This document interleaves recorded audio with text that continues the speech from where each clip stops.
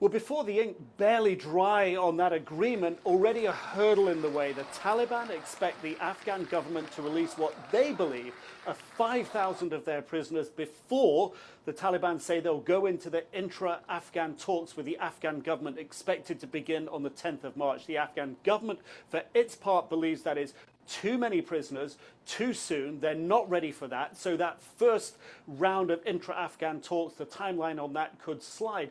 But a big question going into this is the position of the Taliban. Are they going into this believing they're coming in as victors, something Secretary of State Pompeo warned them against?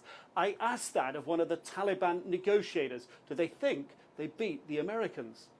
Does the Taliban believe the United States has been defeated militarily? We reached a solution through talks. That means when you reach a solution through talks, that means it is a win-win situation for both sides.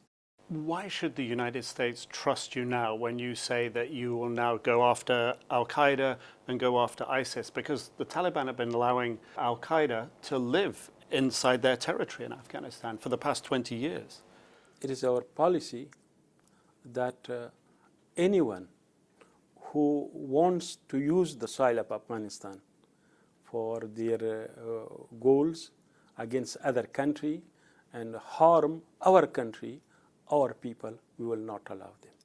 When it comes to Al-Qaeda, are you turning your back on your Muslim brothers of many years, of many decades, to support the United States, a Christian country, in their national security? It is a question of our policy that if someone harm other countries from Afghanistan and on our territory, and we have declared a law that they should not do this, it means that we have to take steps to prevent them, because this is the law. Well, another big question, particularly if the Taliban, as they do, believe that the Afghan government right now under President Ghani is an illegitimate government, the question is, what is the future government going to look like? Will there be a new constitution? And what will the role of women be? That's not written down in the agreement between the United States and the Taliban. Again, the Taliban involved in the negotiations explained to me their views. Will it have a new constitution, this new government? Yeah, sure. I think they must have constitution, new constitution. If they continue with that, that means the constitution of the occupation time. So it will not have credibility and trust of the people.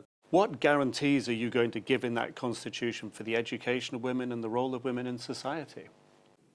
Yes, about the role of women, their education, because women want to have education, and women want to have right of work. We do not have any problem with that. And education up to which age? Yeah, no problem. Which the even higher education, that's not the problem. Higher education for women? Yeah. Only the issue is the Islamic hijab they observe, because it is an Islamic society. So the Afghan government and the Taliban poles apart. The Taliban see the Afghan government as illegitimate. The Afghan government has what they call an Islamic republic. The Taliban want an Islamic emirate. So many fundamentals still in play, and it's not clear that all of this can actually lead to peace. But the signature between the United States and the Taliban, it represents an opportunity. Far from a done deal, though. Nick Robertson, CNN, Doha, Qatar.